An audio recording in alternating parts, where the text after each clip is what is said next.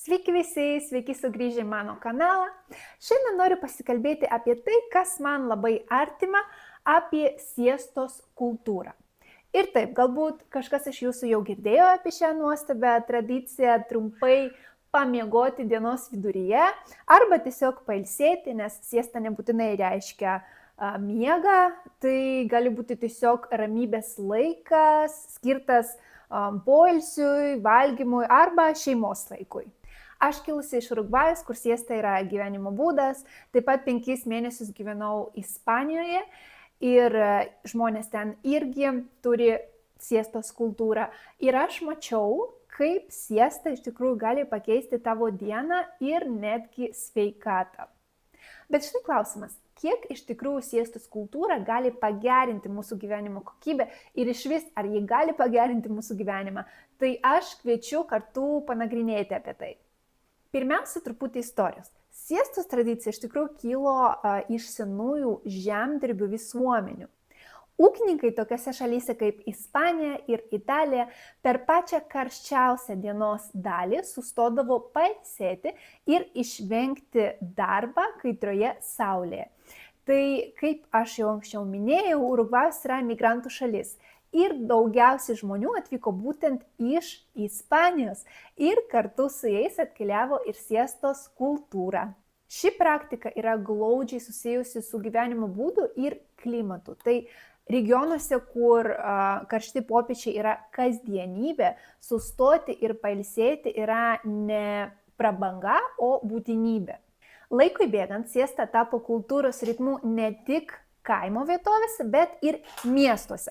Nors reikia paminėti, kad Montevideo, tai yra Urugvajus sostinė, vis tiek siesta yra netokia populiari kaip kitose miestuose dėl to, kad žmonės vis tiek dirba ofise ir šiaip gyvenimo ritmas yra greitesnis.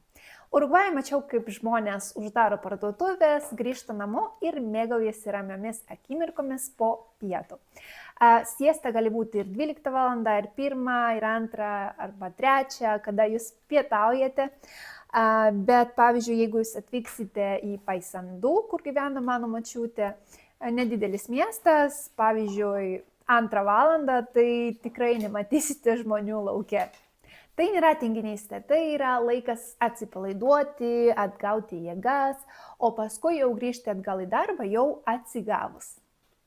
Gyvenau Ispanijoje 5 mėnesius, o būtent Kadis, tai yra pietų Ispanijoje šalia Afrikos. Tai yra mažas miestelis, vasaros metu būna labai karšta.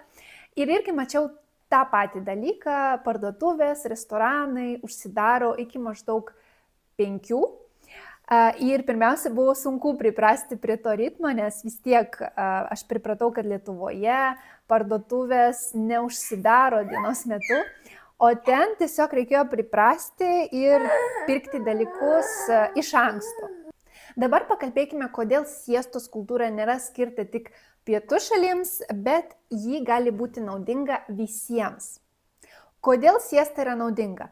Visų pirma, tai yra didesnis produktyvumas. Tyrimai rodo, kad trumpas 20-30 minučių miegas gali pagerinti dėmesio koncentraciją ir darbingumą, nes tai yra kaip smegenų perkrovimas. Pavyzdžiui, mano prosenelis turėjo maisto parduotuvę ir kiekvieną dieną uždarydavo parduotuvę tam, kad pamiegoti nors 15 minučių.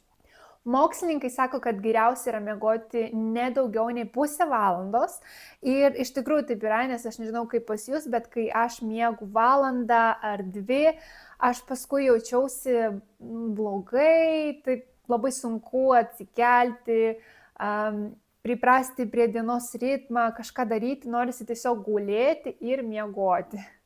Antras dalykas yra sveikatos privalumai.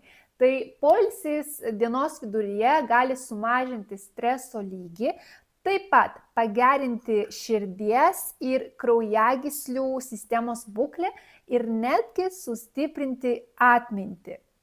Trečias dalykas yra darbo ir gyvenimo balansas. Tai siestos kultūra moka mus vertinti poilsį tiek pat, kiek darbą. Vietoj to, kad šlovintume darbo kultą, jį primena mums, kad mes esame produktyvesni ir kūrybingesni, kai esam pailsėję. Šiandieninėme greito tempo pasaulyje perdegimas yra labai dažnas reiškinys ir mes visą laiką stumėme save daryti daugiau, dirbti daugiau, bet mes pamirštame, kad mes nesame mašinos. Jūs tik pagalvokite, ar jūsų diena nebūtų geresnė, jeigu jūs turėtumėte tokią galimybę tiesiog sustoti dienos viduryje, pailsėti ir jau tada grįžti prie savo darbų jau atsinaujinę.